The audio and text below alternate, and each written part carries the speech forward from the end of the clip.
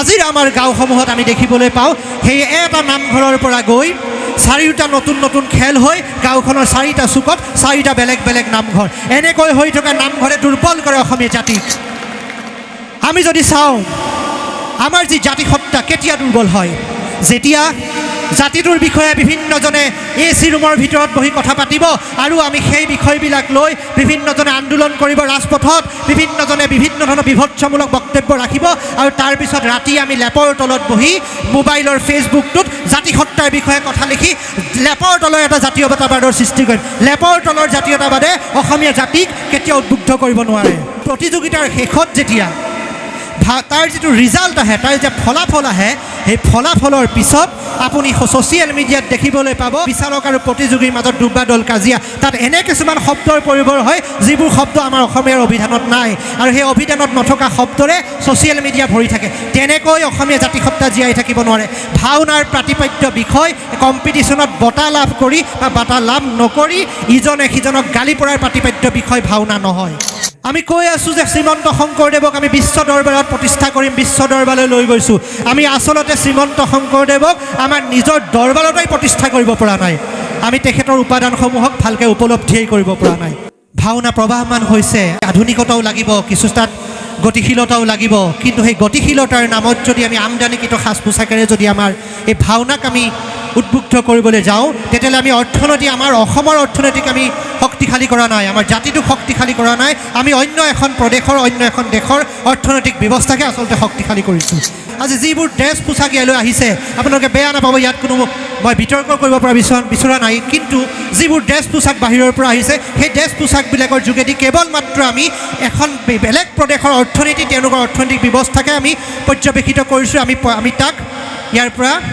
পঠিয়াই দিছোঁ এই মূলধনখিনি আমাৰ গাঁৱৰ নদাই ভদাই নগেন খগেনহঁতৰ ঘৰত এটা এটা অনুষ্ঠান হ'ব পাৰে এটা উদ্যোগ হ'ব পাৰে এই ক্ষেত্ৰত আমি কাম কৰিব লাগিব আমি এটা স্বাভিমানী অসমীয়া জাতি আমাৰ সকলো আছে কিন্তু আমি গম নলওঁ বুজি নলওঁ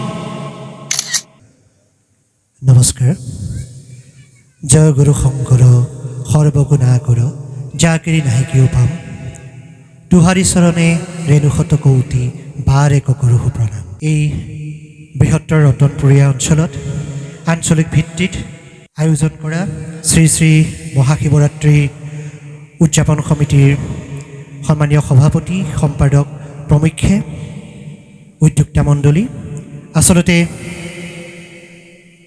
আমাৰ দৰে ব্যক্তিক ইয়ালৈ আপোনালোকে নিমন্ত্ৰণ কৰিছে শুভেচ্ছামূলক বাৰ্তা প্ৰদান কৰিবৰ বাবে কিন্তু জ্ঞান বয়স সকলোৰে ফালৰ পৰা যদি চাওঁ আপোনাৰ সবতকৈ আমি কনিষ্ঠ সেয়েহে আপোনাৰ খবৰ আগত আমি শুভেচ্ছা দিব পৰা বা বক্তব্য দিব পৰা ধৃষ্টতা নাই তথাপিতো উদ্যোক্তা মণ্ডলীয়ে যিহেতু আমাক এটি দায়িত্ব অৰ্পণ কৰিছে ইতিমধ্যে যথেষ্ট পলমো হৈছে অনুষ্ঠান আৰু ভাও চাবৰ বাবে ৰাইজ আহি ইতিমধ্যে উপস্থিত হৈছে ইয়াত যদি আমি ভাষণৰ ফুলজাৰি মাৰোঁ তেতিয়াহ'লে ৰাইজে আমনি পাব মই কোনো আধ্যাত্মিক বিষয়ৰ কথা ক'ব পৰাকৈ কোনো দক্ষ ব্যক্তি নহয় সামাজিকভাৱে সামাজিক কৰ্মৰ লগত জড়িত এজন ব্যক্তি সেয়েহে সামাজিকভাৱে জড়িত দুই তিনিটামান কথা মই ক'ব বিচাৰিছোঁ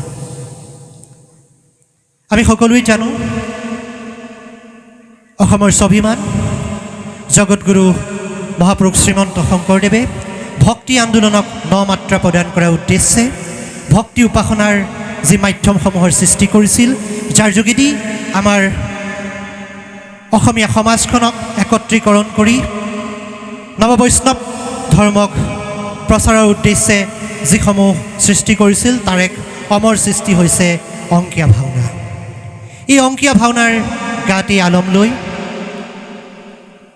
আজিৰ পৰা 100-150 বছৰৰ আগতে আমাৰ যি থলুৱা ভাষা অসমীয়া ভাষা অৰ্থাৎ আমাৰ মাতৃভাষাত ভাওনাৰ জন্ম হয় আৰু এই মাতৃভাষাৰ ভাওনাই আমাৰ যি শংকৰদেৱ আন্দোলন এই শংকৰদেৱ আন্দোলনক এক নতুন গতিশীলতা প্ৰদান কৰে এই ভাওনা এতিয়া বৰ্তমান আমাৰ সমাজৰ প্ৰতিজন ব্যক্তিৰ হৃদয়ৰ মাজত আৰু এই মাতৃভাষাৰ ভাওনা অহাৰ বাবেই আচলতে যি শংকৰদেৱ সৃষ্ট যি ভক্তি ভাৱধাৰা সেই ভাৱধাৰাক ৰাইজৰ মাজত প্ৰবাহমান কৰাত সুবিধা হৈছে ভাষাটো থলুৱা হোৱাৰ বাবে ইয়াৰ বোধগম্য হোৱাটো সুবিধা হৈছে। কিন্তু বৰ্তমান যি পৰিৱৰ্তিত পৰিস্থিতি, এই পৰিৱৰ্তিত পৰিস্থিতিত আমি দেখা পাওঁ বহুজন বিজ্ঞই কয় এই যি ভাওনা, এই ভাওনা আচলতে ই আছিল ভক্তি উপাসনাৰ এটি উপাদান, কিন্তু লাহে লাহে ই ভক্তি উপাসনাৰ পৰা এক বিভিন্ন স্তৰলৈ অন্য স্তৰলৈ যোৱাৰ দৰে পৰিলক্ষিত হৈছে। আমাৰ ভাষাটো থলুৱা হৈছে, কিন্তু মহাপুৰুষ শ্ৰীমন্ত শংকৰদেৱে তেখেতৰ ৰচনাৱলীত দি যোৱা যিখিনি উপাদান, যিখিনি ইয়াৰ মূল বস্তু, যিখিনি মূল সত্তা, সেই সত্তাখিনি আমি কিমান দূৰ গ্ৰহণ কৰিছোঁ, আমি তাৰ পৰা ক'ৰবাত ফালৰি যোৱাৰ দৰে হৈছে। আপুনি যদি চাই আজিৰ পৰা 20-30টা বছৰ আগতে ভাওনা যি গতিত আমাৰ এই সমাজ ব্যৱস্থাত প্ৰবাহমান হৈ আছিল, বৰ্তমান কিন্তু তাৰ কিছু স্খলন হ'বলৈ দেখা পোৱা গৈছে। আমি কাকো দোষ দিবলৈ নাযাওঁ। এটি বিশেষ ব্যৱস্থাৰ ওপৰত আমি আঞ্চলিক আধ্যাত্মিক উত্তৰণ সমিতিয়ে গত কেইবাটাও বছৰ ধৰি কাম কৰি আছোঁ। সেয়া হৈছে আমি থলুৱা ভাষাত ভাওনা কৰিছোঁ, কিন্তু ভাওনাৰ যি মূল প্ৰতিপাদ্য বিষয়, সেই প্ৰতিপাদ্য বিষয় হৈছে আংগিক, বাচিক, সাত্বিক আৰু আহাৰ্য। ইয়াৰ এটি মূল উপাদানেই হৈছে আহাৰ্য, অৰ্থাৎ আমি যি সাজ পোছাক ৰূপসজ্জা কৰিছোঁ। আমি এটা স্বাভিমানী অসমীয়া জাতি, আমাৰ সকলো আছে, কিন্তু আমি গম নলওঁ, বুজি নলওঁ। মহাপুৰুষ গুৰুজনাই আমাক কৈ গৈছিল, তেওঁৰ ৰচনাৰ মাজতেই কৈ গৈছিল, আমি এই ভাওনা হওক বা আমাৰ যি নাট অভিনয়, এই নাট অভিনয়ত আমি কি ধৰণৰ সাজ সজ্জা ৰূপসজ্জা কৰিব লাগে। আমি বৰ্তমান ভাওনা প্ৰবাহমান হৈছে, আধুনিকতাও লাগিব, কিছু তাত গতিশীলতাও লাগিব, কিন্তু সেই গতিশীলতাৰ নামত যদি আমি আমদানিকৃত সাজ পোছাকেৰে যদি আমাৰ এই ভাওনাক আমি উদ্বুদ্ধ কৰিবলৈ যাওঁ, তেতিয়াহ'লে আমি আমাৰ অসমৰ অৰ্থনীতিক আমি শক্তিশালী কৰা নাই, আমাৰ জাতিটোক শক্তিশালী কৰা নাই, আমি অন্য এখন প্ৰদেশৰ, অন্য এখন দেশৰ অৰ্থনৈতিক ব্যৱস্থাকে আচলতে শক্তিশালী কৰিছোঁ। আজি আপোনালোকে যদি চাই, এটা গোটে মাজতে ছাৰ্ভে কৰিছিল, অসমত আজি আমাৰ যি মূলত উজনি অসমত প্ৰায় যোৱা 2টা বছৰত 196খন ভাওনা সমাৰোহ হৈছে।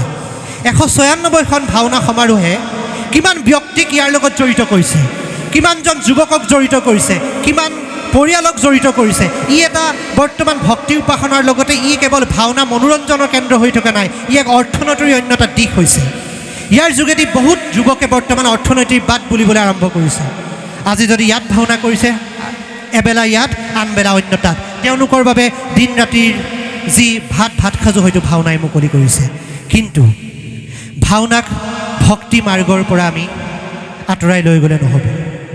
আৰু এই যি অৰ্থনৈতিক ব্যৱস্থাৰ সৃষ্টি হৈছে, এই অৰ্থনৈতিক ব্যৱস্থাটোৰ মাজত আমি যদি সাজ পোছাকৰ পৰা ইত্যাদি কৰি অন্য যিখিনি আমাৰ পদাৰ্থ আছে, অন্য যিখিনি উপাদান আছে, সেইখিনি যদি আমাৰ থলুৱা কৰিব নোৱাৰোঁ, তেতিয়াহ'লে আমি আমাৰ অৰ্থনৈতিক ব্যৱস্থাটো সম্পূৰ্ণৰূপে শক্তিশালী কৰিব পৰা নাই। আজি যিবোৰ ড্ৰেছ পোছাক ইয়ালৈ আহিছে, আপোনালোকে বেয়া নাপাব, ইয়াত কোনো মই বিতৰ্ক কৰিব পৰা বিচৰা নাই, কিন্তু যিবোৰ ড্ৰেছ পোছাক বাহিৰৰ পৰা আহিছে, সেই ড্ৰেছ পোছাকবিলাকৰ যোগেদি কেৱল মাত্ৰ আমি এখন বেলেগ প্ৰদেশৰ অৰ্থনীতি, তেওঁলোকৰ অৰ্থনৈতিক ব্যৱস্থাকে আমি পৰ্যবেক্ষিত কৰিছোঁ, আমি তাক ইয়াৰ পৰা পঠিয়াই দিছোঁ। এই মূলধনখিনি আমাৰ গাঁৱৰ নদাই ভদাই নগেন খগেনহঁতৰ ঘৰতে এটা অনুষ্ঠান হ'ব পাৰে, এটা উদ্যোগ হ'ব পাৰে। এই ক্ষেত্ৰত আমি কাম কৰিব লাগিব।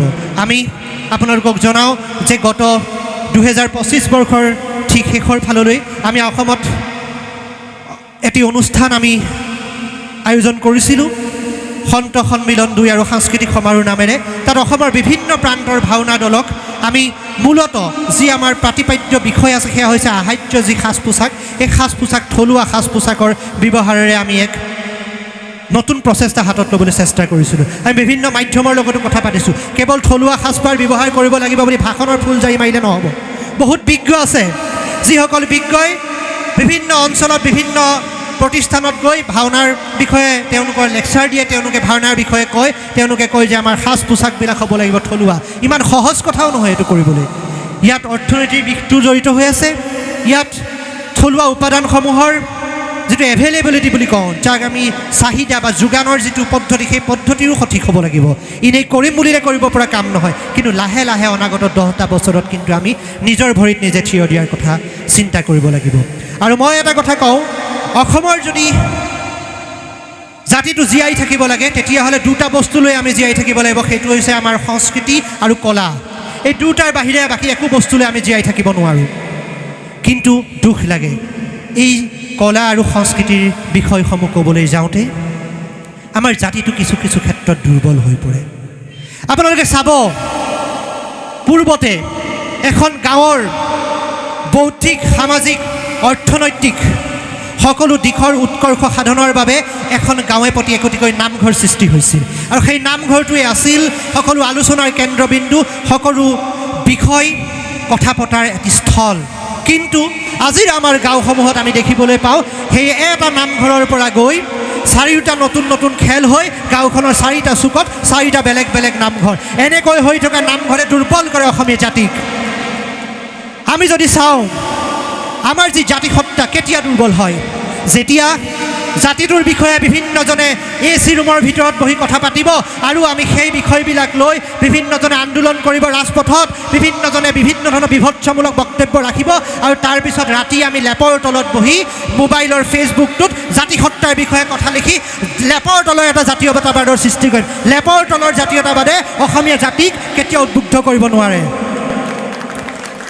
আমি এই জাতিটোক উদ্বুদ্ধ কৰিব হ'লে কৰ্মমুখী হ'ব লাগিব। আমি কৰ্মমুখী নহৈ কেৱল কথাৰ ফুলজাৰিৰে কাম কৰিলে নহ'ব। মই ইয়াত উপস্থিত থকা সমূহ সুধীবৃন্দক এই বিষয়সমূহ জনালোঁ।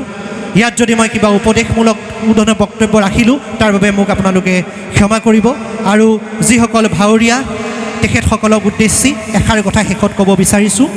ভাওনা যি আমি কৰিবলৈ লৈছোঁ, ইয়াৰ কিন্তু মূল বিষয়বস্তুটোৱে সাত্ত্বিকতা। সাত্ত্বিকতা ৰক্ষা নকৰি যদি আমি ভাওনা পৰিৱেশন কৰোঁ, তেতিয়াহ'লে ভাওনাক শংকৰদেৱে দেখুৱাই যোৱা মাৰ্গৰ পৰা আমি আঁতৰাই লৈ যাম। আমি কৈ আছোঁ যে শ্ৰীমন্ত শংকৰদেৱক আমি বিশ্ব দৰবাৰত প্ৰতিষ্ঠা কৰিম, বিশ্ব দৰবাৰলৈ লৈ গৈছোঁ। আমি আচলতে শ্ৰীমন্ত শংকৰদেৱক আমাৰ নিজৰ দৰবাৰতেই প্ৰতিষ্ঠা কৰিব পৰা নাই। আমি তেখেতৰ উপাদানসমূহক ভালকৈ উপলব্ধিয়েই কৰিব পৰা নাই। সেয়েহে বহুজনে বহু কথা ক'ব, নিজক আমি নিজে চিন্তা কৰি আগবাঢ়ি যাব লাগিব আৰু এই ধৰণে আমি সংস্কৃতিৰ ভাৱধাৰা জগাই ৰাখিব লাগিব। আৰু আমি দেখিবলৈ পাওঁ, আজিকালি ভাওনাৰ যি প্ৰতিযোগিতাসমূহ হৈছে খুব ভাল হৈছে। 196খন দুবছৰত প্ৰতিযোগিতা হৈছে, ভাল হৈছে। ভক্তি আন্দোলনক ৰাইজৰ মাজলৈ আগবঢ়াই লৈ যোৱা হৈছে, ভাল হৈছে। কিন্তু প্ৰতিযোগিতাৰ শেষত যেতিয়া তাৰ যিটো ৰিজাল্ট আহে, তাৰ যে ফলাফল আহে, সেই ফলাফলৰ পিছত আপুনি ছ'চিয়েল মিডিয়াত দেখিবলৈ পাব বিচাৰক আৰু প্ৰতিযোগীৰ মাজত দুবাদল কাজিয়া। তাত এনে কিছুমান শব্দৰ পৰিভৰ হয় যিবোৰ শব্দ আমাৰ অসমীয়াৰ অভিধানত নাই, আৰু সেই অভিধানত নথকা শব্দৰে ছ'চিয়েল মিডিয়া ভৰি থাকে। তেনেকৈ অসমীয়া জাতিসত্তা জীয়াই থাকিব নোৱাৰে। ভাওনাৰ প্ৰতিপাদ্য বিষয় কম্পিটিশ্যনত বঁটা লাভ কৰি বা বঁটা লাভ নকৰি ইজনে সিজনক গালি পৰাৰ প্ৰতিপাদ্য বিষয় ভাওনা নহয়। সেয়েহে এইখিনি কথা আপোনাসবক জনালোঁ আৰু জনাই সকলোৰে শ্ৰীচৰণত পুনৰবাৰ সেৱা জনাইছোঁ। আমাৰ দৰে অকিঞ্চনক এনে এটি গুৰু দায়িত্ব অৰ্পণ কৰাৰ বাবে বিকাশ দাকে প্ৰমুখ্য কৰি আমাৰ দিগন্ত দা আছে, ৰমেন দাহঁত আছে, আমাৰ উদ্যোক্তাসকল আছে। মই সকলোকে ধন্যবাদ জনাইছোঁ। সদৌ শেষত ওম সতু মা সদ্গামায়া তমসু মা জ্যোতি গামায়া মৃত্যুং বা মৃতং গামায়া ওম শান্তি শান্তি শান্তি। ধন্যবাদ।